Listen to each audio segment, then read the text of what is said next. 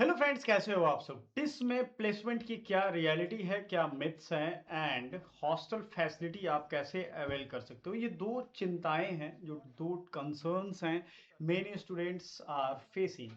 तो इसकी क्या संभावनाएं हैं, पहले तो प्लेसमेंट पे बातें होंगी और दूसरा में हॉस्टल कैसे लेते हैं, वहाँ एडमिशन की पूरी प्रोसेस और हॉस्टल की पूरी प्रोसेस एक साथ इंटीग्रेट करके मैं बताऊंगा। कंफ्यूज नहीं रहोगे आप इस वीडियो के खत्म होने के बाद। और जो भी चीज़ें मैंने ली हुई हैं वो स्टूडेंट जो पढ़ रहे हैं वहाँ मेरे इंस्टीट्यूट से पढ़े, वहाँ उन्होंने प्लेसमेंट ली। प्लेसमेंट लेने के बाद बहुत सारे प्लेसमेंट पैकेजेस उन्होंने देखे, ऑफर लिए, इंटरनेट मीडिया सोर्सेज सबसे इंफॉर्मेशन कलेक्ट करके मैं आपके सामने रख रहा हूँ। सो मेक श्योर कि आप ये वीडियो लाइक कर देना और चैनल को सब्सक्राइब कर लेना, क्योंकि ज़्यादा से ज़्यादा एक्यूरेट इन्फॉर्मेशन सही लोगों तक पहुँचे, ये मेरी पहली कोशिश रहती है। तो टिस की प्लेसमेंट की रियलिटी क्या है। पहली रियलिटी ये समझ लो कि क्या टिस में 100% प्लेसमेंट होता है। तो बिल्कुल, टिस में प्लेसमेंट की रेट 100% है। इसकी रीजन समझ लो, मैं आपको समझाता हूं क्यों ये चीज होता है। प्लेसमेंट की रेट वहां 100% क्यों है, 100% वहां रीजन है होने का। जो भी टिस स्टूडेंट ज्वाइन कर रहे हैं उनकी फी बहुत ज्यादा है। तो many students are risking their fee. बहुत भारत में मिडिल क्लास फैमिली के स्टूडेंट हैं, मेरे ही यहाँ से जो स्टूडेंट्स बहुत कैसे कैसे मैनेज करके वो एजुकेशन लोन लेकर के पढ़ रहे हैं, तो वो बहुत शिद्दत से मेहनत करते हैं प्लेसमेंट के लिए। प्लेसमेंट यानी जॉब, और एक अच्छी मल्टीनेशनल कंपनी, एक बड़े एनजीओ या एक लोकल एनजीओ सपोर्टेड जो बढ़िया फंडिंग है उसमें जॉब करने का एक अपना उनका अंदाज है। क्लियर हो आप इस चीज को लेकर के। कोई भी लो मिडिल इनकम या लो इनकम या हायर इनकम स्टेट हो जहां पे एनजीओ हो, वहां पे बेस्ट संभावनाएं रहती हैं। आपको जो चीजें मैं समझा रहा हूं वो ध्यान से सुनिए और समझिए, ठीक है। टिसमेट की जो प्लेसमेंट है, टॉप रिक्रूटर्स इंडिया के जितनी भी एनजीओ है, इवन की जो आप देख रहे हो, अभी बिहार में संस्था काम कर रही थी, या केयर हो, बिहार में या बहुत जगह काम कर रही थी, अब तो उसने रैप अप कर लिया। बहुत सारे एनजीओ के लाइसेंस कैंसिल कर दिए गए करंट गवर्नमेंट के द्वारा। उनके एलिगेशंस अलग अलग हैं, टैक्स के, फ्रॉड और इन सब चीज़ों के।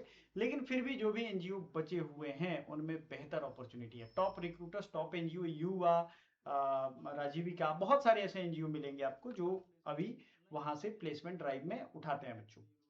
एवरेज एंड हाईएस्ट पैकेजेस का आपके दिमाग में होगा कि एवरेज पैकेजेस क्या होगा। देखो, जो टिस में बच्चे फाइट कर रहे हैं, मैंने पहले ही कहा था, उनमें बहुत शिद्दत से लगन रहती है कि वो जल्द से जल्द प्लेसमेंट ले और अपने लाइफ को सिक्योर करे, सेव करें।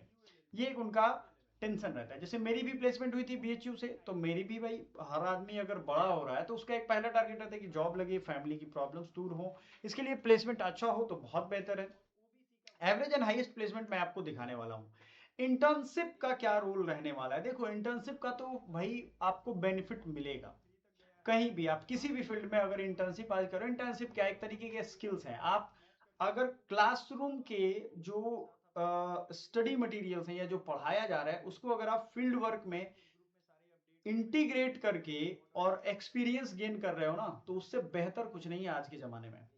आपको बहुत एक अच्छा एक्सपीरियंस अवेल कर पाओगे और आपको ये फिर से मिलेगा। ऑनेस्ट टॉक मैं यहाँ देने वाला हूँ। सिर्फ क्या एनजीओ सेक्टर में आपके जॉब मिलेंगे, बिल्कुल नहीं। सीएसआर फंडेड यूनिवर्सिटी जो एजेंसीज हैं, लाइक एचसीएल हो गया, बहुत सारे ऐसे, डिलॉयटी है, जिनमें सीएसआर और एनजीओ को कंबाइन करके कुछ जॉब प्रोवाइड की जाती है।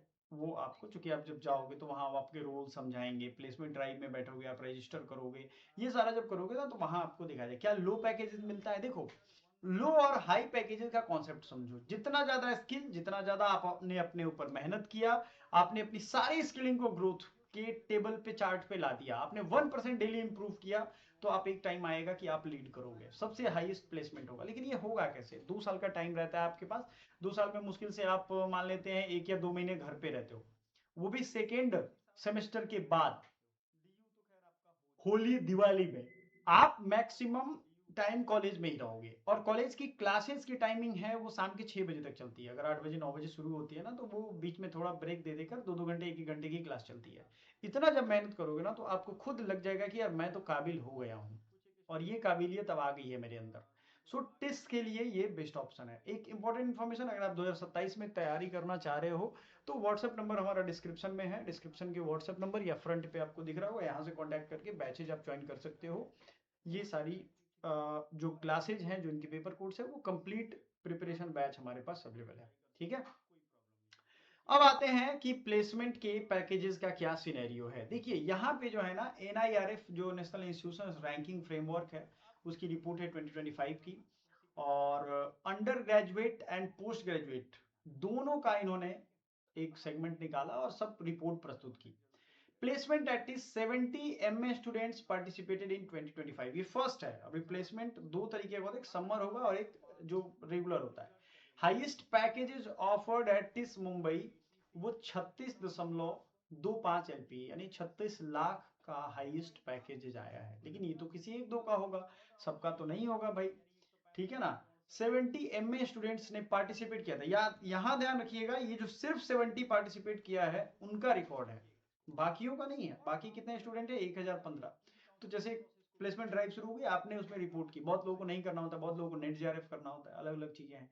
इन 2025 MA graduates from TIS Mumbai received an average package of 28.20 LPA. The median average packages offered at TIS Mumbai to MA students in 28 LPA in 2025. ठीक है, highest stipend offered during summer placement 3.5 lakhs for 2 months। Stipend उनको मिलता है जो internship या इस तरीके के समर प्लेसमेंट ज्वाइन करते हैं, जो मान लो घर नहीं जाते हैं, 2 महीने रहते हैं वहां पे।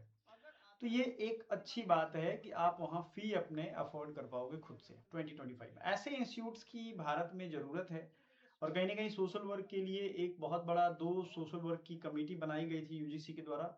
1978 में उसकी रिपोर्ट आई, सेकेंड वाले का।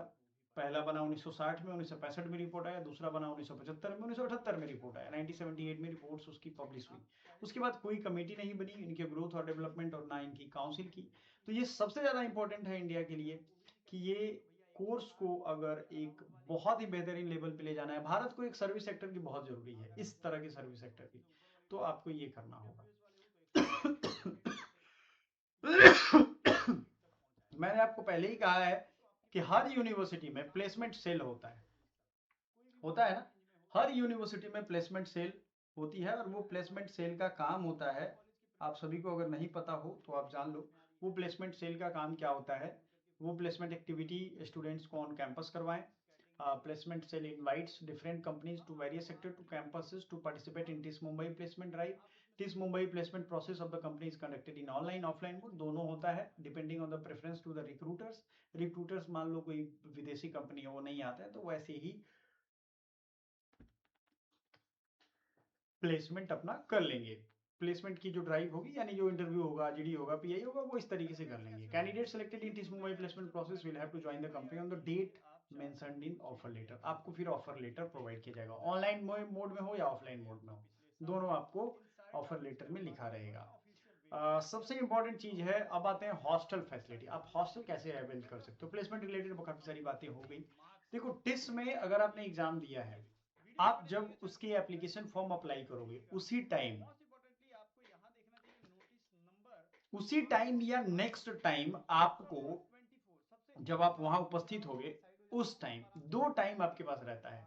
हॉस्टल की वो चेकलिस्ट आपको देंगे कि आपको हॉस्टल चाहिए कि नहीं चाहिए। बहुत लोग मुंबई के होंगे तो नहीं चाहिए, बहुत लोग दूर के हैं, उनके मार्क्स अच्छे हैं, उस प्रायोरिटी पे वो हॉस्टल अलॉट करते हैं। इसमें इनकम सर्टिफिकेट के रोल्स हो सकते हैं, डिस्टेंस का रोल हो सकता है। बहुत लोग की कहानी है कि भाई बिजली के बिल और ये सब चीज़ें, या SC ST कैटेगरी के हो तो आपकी फ़ी भी मिल जाते हैं आपको वापस, और आपका जो ये सारा फैसिलिटी है हॉस्टल का, वो भी आप अवेल कर सकते हो। तो तभी होगा जब आप एडमिशन के प्रोसेस में आ जाओ, उसके पहले नहीं। ऐसा नहीं होगा कि आप फॉर्म भरने जाओ उसी समय हॉस्टल टिक कर दिया आपको मिल जाएगा, नहीं। हॉस्टल की रिक्वायरमेंट और आपके मार्क्स, ये दोनों एक साथ मैच होंगे तभी जा करके होगा। समझ में आया। तो प्लेसमेंट के प्रोसेस आपने समझ लिए, पहले रजिस्ट्रेशन करना है, फिर प्री प्लेसमेंट टॉक्स होगा, इंटरव्यू होगा, एंड ऑफर लास्ट में दिए जाते हैं। क्लियर हो गया। ये सब कोई बहुत मुश्किल चीज़ें नहीं है जो आपने जानी।